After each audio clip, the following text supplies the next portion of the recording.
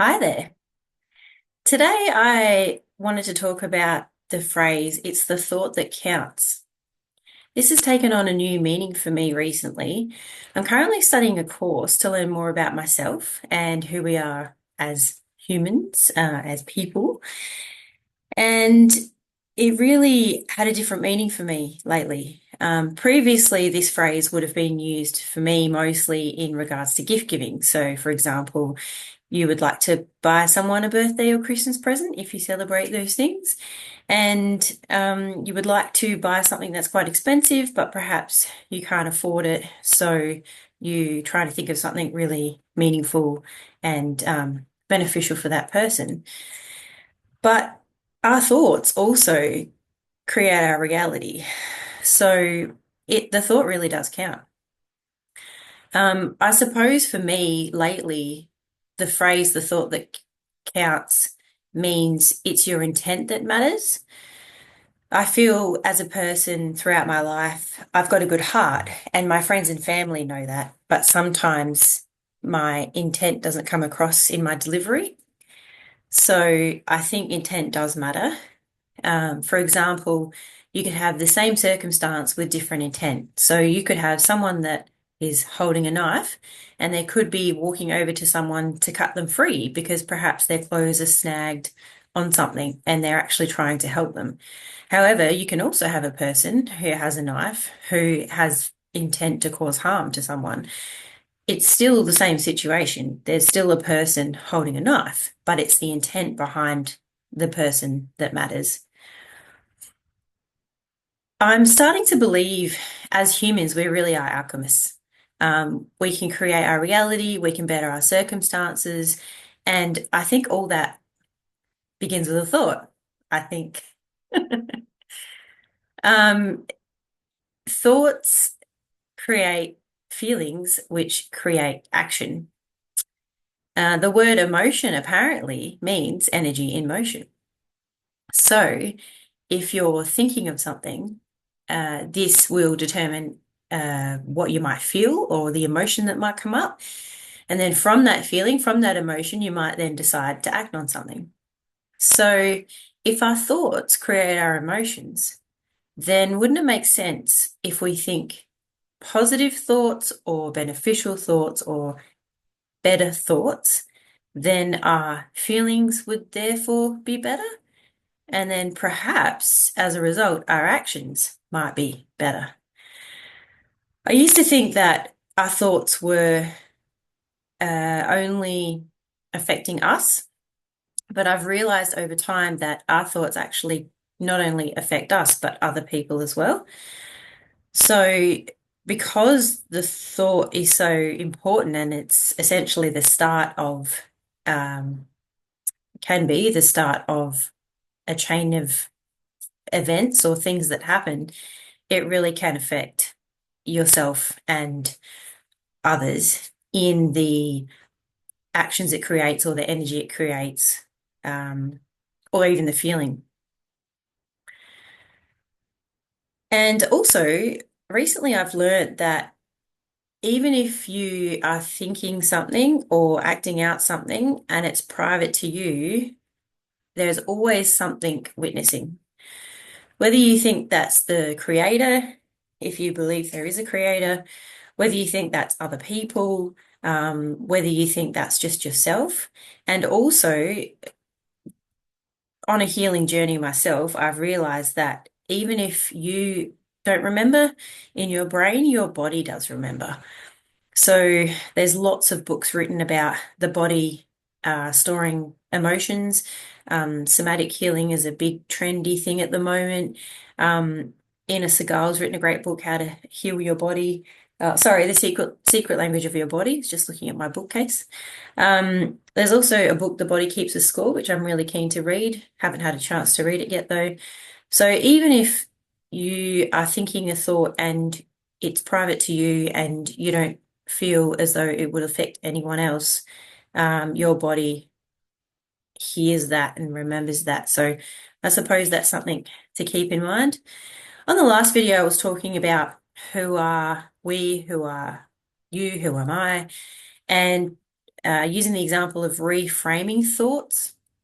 So, for example, someone might comment that perhaps I asked too many questions. I can take that on board and think, okay, maybe I do ask too many questions. Or maybe I could reframe that and say, well, that's because I'm curious by nature and I'm a lifelong learner and I enjoy asking questions. And asking questions helps me understand things better. So, thoughts can be important in that sense. They can also help you reframe things that might be more helpful or beneficial to you.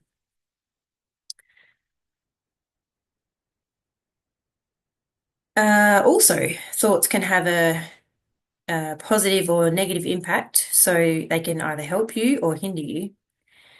For example, if as a young child you had a parent that was quite busy, you might, for example, say, "Hey, parent, do you have time to play with me?" And they might say, "No, I'm busy working or I'm busy doing things." And as a child, because you can't really process your thoughts and emotions as well, you might take that to mean that you're unloved or disliked or not wanted. But it's just a fact that the parent is busy, the parent's got priorities, they need to do things. Same things with friends as adults and work situations. So thoughts are also important because thoughts also can create meaning. And once again, that can be helpful or not helpful.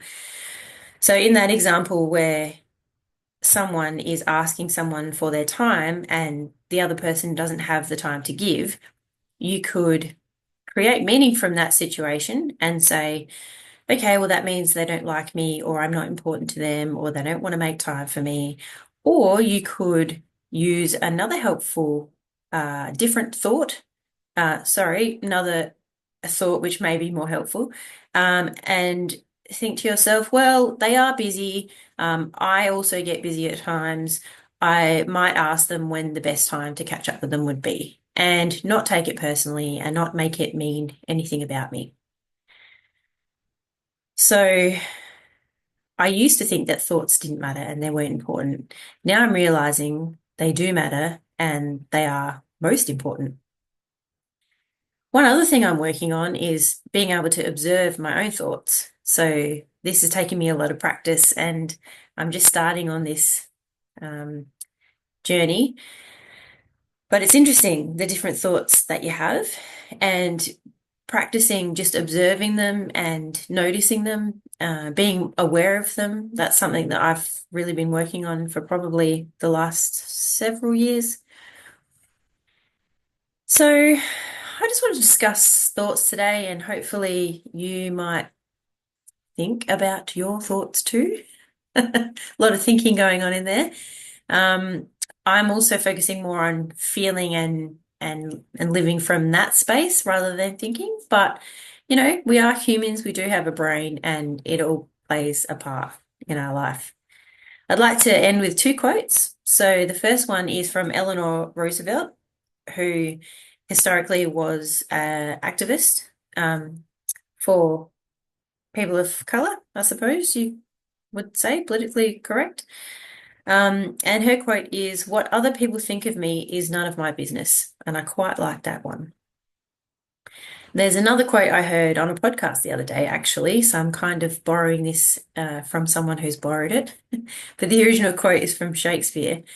And it says something along the lines of, "There's no such thing of good or bad, only thinking makes it so."